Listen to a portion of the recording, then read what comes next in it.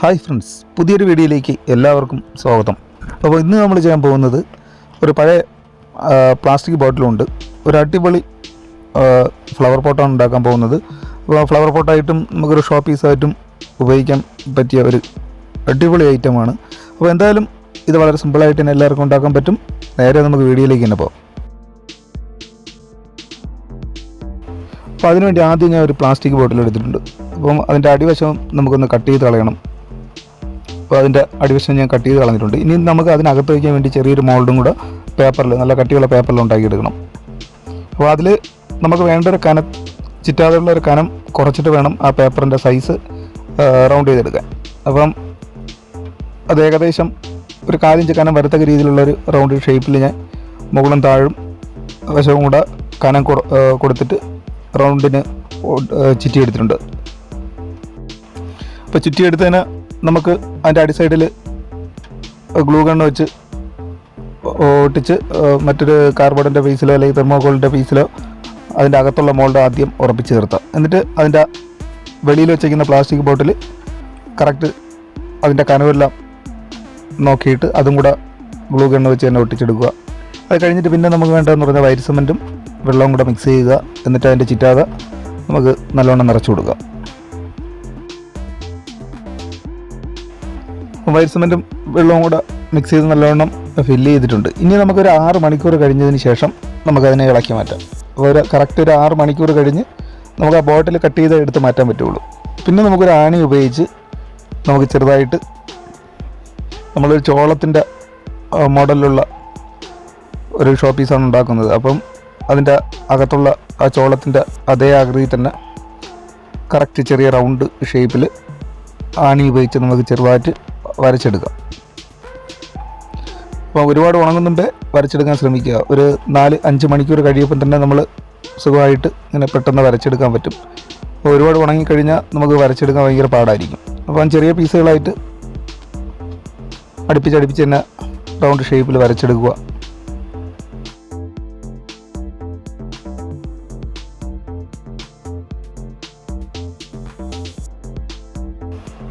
അപ്പോൾ ഏകദേശം മൊത്തത്തിൽ വരയ്ക്കേണ്ട ആവശ്യമില്ല. ഇനി നമുക്ക് അതിൻ്റെ അടി സൈഡിൽ അടുത്തതിൻ്റെ ഇലകളൊക്കെ ചെയ്തെടുക്കാനുള്ളതാണ്.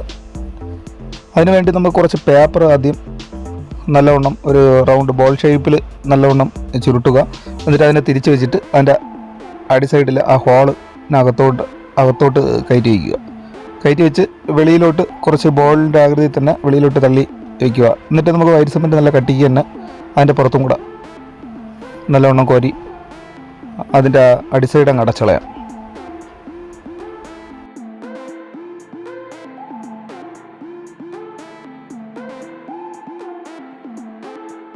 അടുത്ത് നമുക്ക് വേണ്ടത് ഒരു 1/2 ഇഞ്ച് കനമുള്ള ഒരു തെർമോകോളിൻ്റെ ഷീറ്റാണ്. അതിനകത്തോട്ട് ഞാൻ ഒരു പിടിയുടെ ആകൃതിയിൽ നമ്മുടെ പോട്ടിൻ്റെ പുറത്തെ സൈഡിൽ വയ്ക്കാനുള്ളതാണ്. അപ്പോൾ അതിൻ്റെ ഒരു ചെറിയൊരു 1/2 ഇഞ്ച് വീതിക്ക് തന്നെ ഒന്ന് വരച്ചെടുത്ത് കട്ട് ചെയ്ത് മാറ്റിയിട്ടുണ്ട്. അതിനകത്ത് ഒരു ചെറിയ കമ്പി തുണ്ടും അതിൻ്റെ ആകൃതിയിൽ ചെറിയ നൂൽക്കമ്പിയും കൂടെ വളച്ച് വെച്ച് വൈറ്റ് സിമൻറ്റ് ഒഴിച്ചു കൊടുക്കുക. അത് ഏകദേശം ഒന്ന് ഉണങ്ങിയതിന് ശേഷം ഒരു ദിവസം വെച്ചേക്കുക. ഉണങ്ങിയതിന് ശേഷം നമുക്കതിനെ ഷേപ്പ് ചെയ്തെടുക്കാം. അപ്പോൾ വെള്ളത്തിൽ വെച്ച് നല്ലവണ്ണം എംബതിൻ്റെ പേപ്പർ ഉപയോഗിച്ച് പേപ്പർ എടുത്ത് ഫിനിഷ് ചെയ്തെടുക്കുക.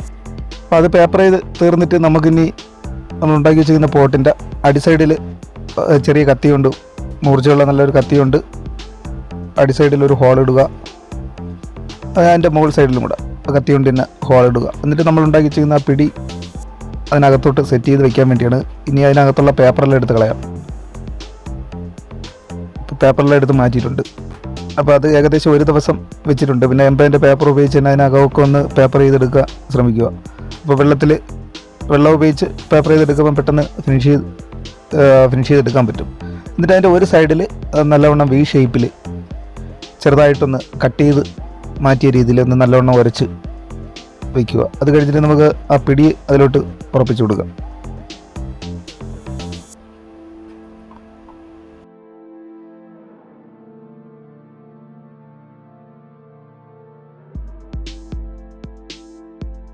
അപ്പോൾ പിടി സെറ്റ് ചെയ്ത് അകത്തുള്ള ഹോളൊക്കെ ഒന്ന് അടച്ചിട്ട് നമുക്ക് വി ഷേപ്പിൽ നമ്മൾ ഇതിൻ്റെ ആ പിടിയുടെ നേരെ ഇപ്പുറത്തെ സൈഡിൽ കട്ട് ചെയ്തേക്കുന്ന അവിടെ വൈറ്റ് സിമൻ്റ് ഒരു ശകലം ഒന്ന് കൂർപ്പിച്ച് ഒരു മുനയുടെ ആകൃതിയിൽ നല്ലവണ്ണം ഒരു കട്ടിക്ക് തന്നെ വെച്ചേക്കുക. അത് ഏകദേശം നല്ല ഉണങ്ങുന്നതിനനുസരിച്ച് നമുക്ക് വിരലുകൊണ്ട് തന്നെ അതിനെ ഷേപ്പ് ചെയ്തെടുക്കാൻ പറ്റും. അത് കഴിഞ്ഞിട്ട് പിന്നെ ഇനി അടുത്തുള്ളതെന്ന് പറഞ്ഞാൽ നമുക്ക് ഇതിൻ്റെ അടിയിലുള്ള ഇലകളൊക്കെ കൊടുക്കാനുള്ളതാണ്. അപ്പോൾ ആ ഇലയുടെ ആകൃതിയിൽ താഴോട്ട് ഞാൻ ഇറക്കി ഒട്ടിച്ചിട്ടുണ്ട്.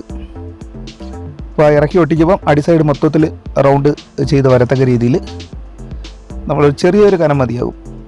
അപ്പോൾ ചെറിയ കരണ്ടി ഉപയോഗിച്ച്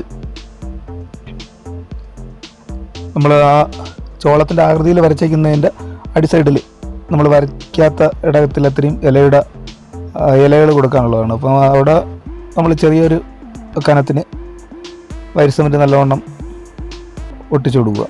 ഒട്ടിച്ചു കൊടുത്ത് ആ പിടിയുടെ അടി സൈഡിലും കൂടെ ഒട്ടിച്ചു കൊടുത്തിട്ടുണ്ട്. ഇനി നമുക്ക് അത് ഏകദേശം ചെറുതായിട്ടൊന്ന് ഉണങ്ങിയതിന് ശേഷം നല്ല ഉണങ്ങുന്നതിന് മുമ്പ് ചെറിയതായിട്ട് ആ വെള്ളത്തിൻ്റെ ഈർപ്പമൊക്കെ ഒന്ന് പോകാൻ നേരത്ത് ആ ഇലയുടെ ആകൃതിയിൽ നമുക്ക് അതിനെ മൊത്തത്തിലൊന്ന് കട്ട് ചെയ്തെടുക്കാം.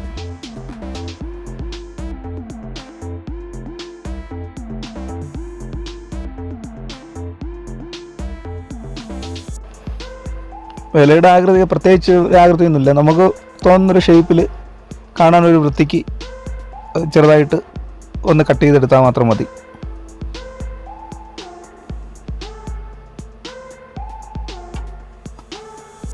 ഏകദേശം ആ ഇലയുടെ ആകൃതിയിലുള്ള എല്ലാം കട്ട് ചെയ്തിട്ടുണ്ട്. ആ പിടിയുടെ അടി സൈഡിൽ കട്ടിക്ക് ഒട്ടിച്ചത് അത് ആ പിടിയുടെ വീതിക്ക് തന്നെ അടിയിലോട്ട് രണ്ട് സൈഡും കട്ട് ചെയ്ത് മാറ്റുക. ഇനി ആണി ഉപയോഗിച്ച് നമ്മൾ അതിനകത്തിരിക്കുന്ന നമ്മൾ രണ്ടാമത് ഒട്ടിച്ച വൈറ്റ് സിമൻ്റൊക്കെ പറ്റി പിടിച്ചിരിക്കുന്നതൊക്കെ നല്ലവണ്ണം ചുരണ്ടി കളയുക. അത് കഴിഞ്ഞിട്ട് നമ്മൾ അതിൻ്റെ ആ വി ഷേപ്പിൽ കൊടുത്തേക്കുന്ന അതിനകവും കൂടെ നല്ലവണ്ണം ചെറിയ കരണ്ടിക്ക് തന്നെ വൃത്തിയാക്കി എടുക്കുക. അത് കഴിഞ്ഞ് ഇനി അതിൻ്റെ നമ്മളുണ്ടാക്കിയ പോട്ടിൻ്റെ അടി സൈഡിൽ ചെറിയൊരു റൗണ്ട് ഷേപ്പിൽ കൊടുക്കുക. അതിന് വൈറ്റ് സിമൻ്റ് നല്ല കട്ടിക്ക് കലക്കിയിട്ട് ഒരു ചെറിയൊരു റൗണ്ട് ഷേപ്പിൽ നല്ല കട്ടിക്ക് തന്നെ കോരി വെച്ചേക്കുക. അപ്പോൾ അതൊന്ന് ഉണങ്ങിയിട്ട് അതിന് എടുത്ത് നമുക്ക് തിരിച്ച് വയ്ക്കാം. തിരിച്ച് വെച്ചിട്ട് ബാക്കി വരുന്ന വൈറ്റ് സിമൻ്റ് എല്ലാം കൂടെ കലക്കി നമുക്ക് ആ പോട്ടിൻ്റെ അടി സൈഡിൽ ഒരു വൃത്തി കിട്ടത്തക്ക രീതിയിൽ അങ്ങ് ഒഴിച്ചു കൊടുത്തിട്ടുണ്ട്.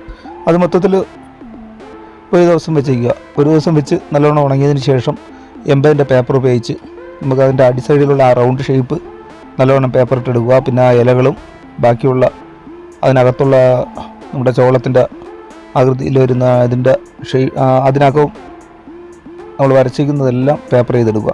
എംബതിൻ്റെ പേപ്പർ ഇട്ടിട്ട് 220 പേപ്പറും കൂടെ ഇട്ട് ഫിനിഷ് ചെയ്തെടുക്കുക.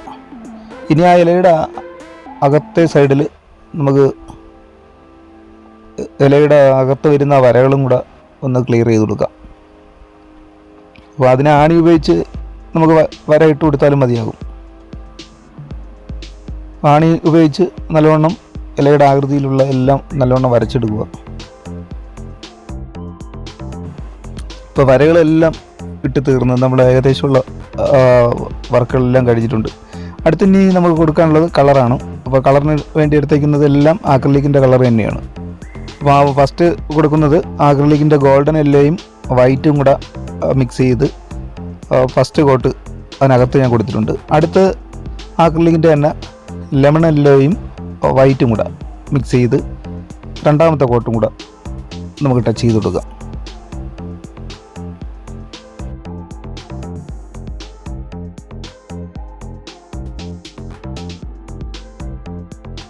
അപ്പോൾ ഫസ്റ്റ് കോട്ട് കൊടുത്തിട്ട് അടുത്ത് നമുക്ക് ഇലകളുടെ സൈഡിലടിക്കാനുള്ളതെന്ന് പറഞ്ഞാൽ ഡാർക്ക് ഗ്രീനും ലൈറ്റ് ഗ്രീനും കൂടെ മിക്സ് ചെയ്ത് നമുക്ക് ഇലകളുടെ കൂടെ നല്ലവണ്ണം ടച്ച് ചെയ്ത് കൊടുക്കാം.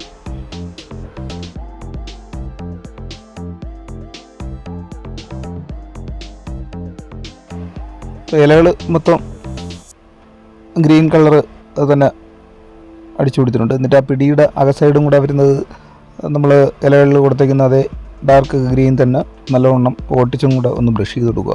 എന്നിട്ട് നല്ലവണ്ണം ഉണങ്ങിയതിന് ശേഷം നമുക്ക് ഒരു കോട്ട് ക്ലിയർ വാർണിഷ് കൂടെ അടിക്കാൻ നേരത്ത് കാണാൻ നല്ലൊരു ലുക്കായിരിക്കും. അപ്പോൾ എന്തായാലും വീഡിയോ ഇത്രയേ ഉള്ളൂ. വീഡിയോ ഇഷ്ടമായെങ്കിൽ ലൈക്ക് ചെയ്യുക, നിങ്ങളുടെ അഭിപ്രായങ്ങൾ കമൻറ്റ് ബോക്സിൽ അറിയിക്കുക. അപ്പോൾ എല്ലാ കൂട്ടുകാർക്കും ഒരിക്കൽ കൂടി ഗുഡ് ബൈ.